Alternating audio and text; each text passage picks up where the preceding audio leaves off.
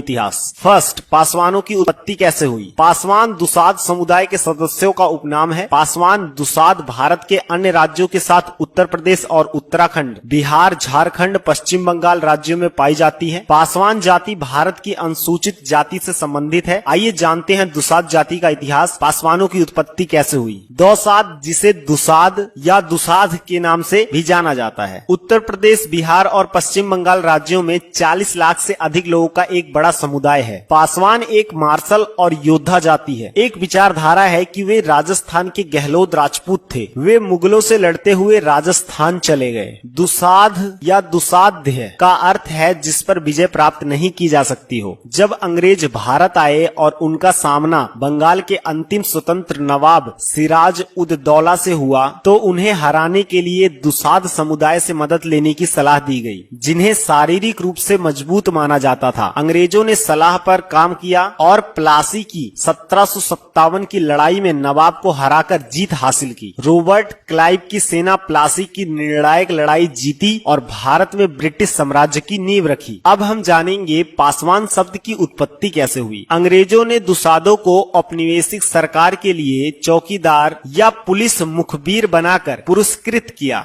यहीं से पासवान नाम की उत्पत्ति हुई। पासवान एक उर्दू शब्द है जिसका अर्थ है अंगरक्षक। यह माना जाता है कि पासवानों ने मुख्य रूप से जमींदारों के लिए लाठी चलाने वाले चौकीदारी या कर संग्रहकर्ता के रूप में कार्य किया था। जमींदारों के साथ उनकी ऐतिहासिक निकटता से उन्हें कुछ भूमि प्राप्त करने में मदद मिली। पासवान कट्टर देशभक्त होते हैं, धर्म के लिए कुछ भी कर सकते हैं। इस जाति के सदस्य अब समाज में विकसित हो रहे हैं। यह जाति अनुसूचित जाति में सबसे विकसित जातियों में से एक है। इस जाति के सदस्य अब समाज में विकसित हो रहे हैं। वे सभी क्षेत्र जैसे राजनीति, समाज सेवा, इंजीनियरिंग, चिकित्सा, प्रशासनिक सेवाओं आदि में हैं। इनके कुल देवता महाराज चौहरमल माने जाते हैं। इस समाज की कुछ पूजा आज भी जीवंत है, जैसे आग पर चलना, खौलते हुए दूध में हाथ डालकर चलाना इत्यादि। ये अपने आप को प्राचीन और बहुत प्रसिद्ध हिंदू पौराणिक महाकाव्य महाभारत में कौरव राजकुमार दुशासन से वंश का दावा करते हैं। कर्नल टाड के अलावा अन्य लेखकों ने प्रमाण आदि द्वारा साबित करके बताया है कि दुसाध क्षत्रियों की एक शाखा है। ब्राह्मण निर्णय ग्रंथ के द्वारा भी दुसाध क्षत्रिय की एक शाखा है। क्षत्रिय वंश प्रदीप में दुसाध को क्षत्रियों की एक शाखा माना गया है। भाग 1 के पृष्ठ 409